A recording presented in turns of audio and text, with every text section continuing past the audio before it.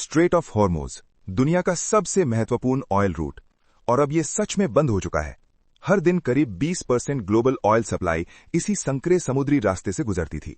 लेकिन अब टैंकर रुक गए हैं, बाजार में पैनिक है और ऑयल प्राइसेस तेजी से ऊपर जा रहे हैं।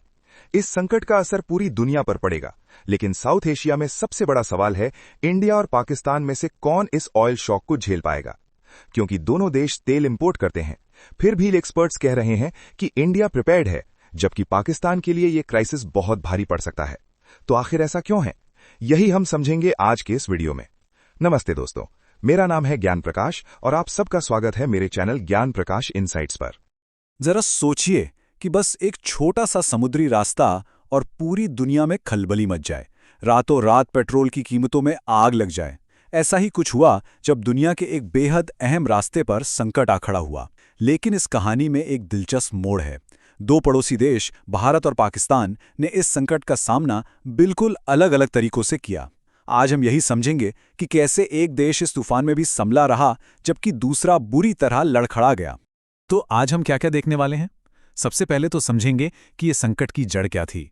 फिर हम भारत के उस रणनीतिक कवच की बात करेंगे जिसने उसे बचाए रखा, और साथ ही पाकिस्तान के आर्थिक तनाव को भी देखेंगे। और आखिर में हम ये समझने की कोशिश करेंगे कि इस पूरी कहानी से ऊर्जा सुरक्षा को लेकर क्या बड़े सबक मिलते हैं। तो चलिए, इससे पहले कि हम भारत और पाकिस्तान की अलग अलग कहानियों में जाएं, ये समझना बहुत ज़रूरी है कि आखिर ये पूरा मामला शुरू कहाँ से हुआ। अब ये जो हॉर्मुज़ जलडमरू मध्य है, इससे आप दुनिया की एनर्जी सप्लाई की सबसे ज़रूरी नस समझ लीजिए। एक बेहद संकरा समुद्री रास्ता जहाँ से दुनिया का बहुत बड़ा हिस्सा तेल पाता है। तो अगर यहाँ कोई रुकावट आती है तो समझिए पूरी वैश्विक अर्थव्यवस्था की धड़कनें रुक सकती हैं। 2.1 करोड़ बैरल तेल हर रोज, ये कोई छोटा मोटा आंकड़ा नहीं है। मतलब दुनिया में जितना भी तेल इस्तेमाल होता है उसका 5वां हिस्सा यहीं से गुजरता है। जाहिर है यहाँ की जरा सी भी हलचल पूरी दुनिया के लिए बहुत मायने रखती है। और देखिए कि हालात कितनी तेजी से बदले।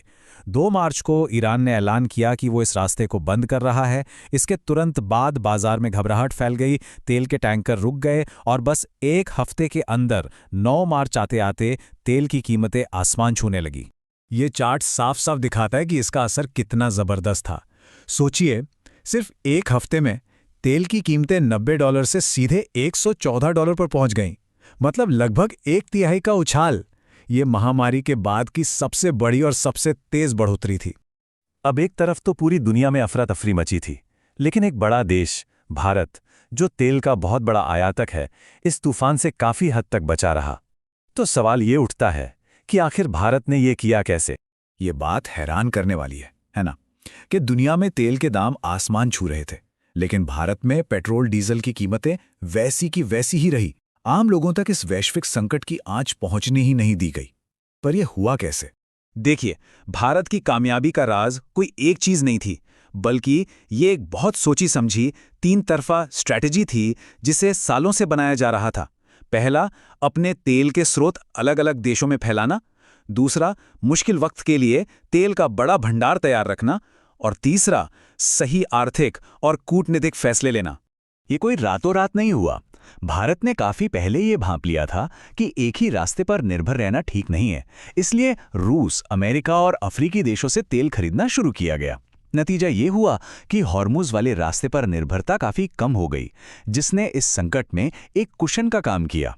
74 दिन, ये आंकड़ा बहुत अहम है।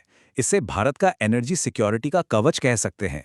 इसका सीधा सा मतलब ये है कि अगर बाहर से तेल आना पूरी तरह बंद भी हो जाए, तब भी देश के पास करीब करीब 2.5 महीने का स्टॉक है, जिससे कीमतें भी स्थिर रखी जा सकती हैं और देश भी चलता रहेगा।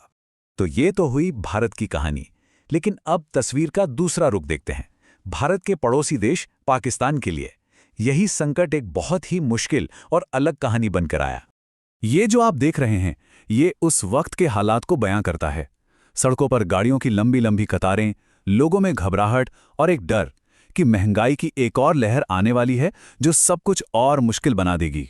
70 से 80%। अब जरा इस आंकड़े को भारत के आंकड़े से मिलाइए। यही वो सबसे बड़ी वजह थी कि पाकिस्तान इतना ज्यादा क्यों प्रभावित हुआ। जब आपका इतना ज्यादा तेल सिर्फ एक ही रास्ते से आ रहा हो, तो जाहिर है वहां कोई भी दिक्कत आपके लिए बहुत बड़ी मुसीबत बन जाएगी।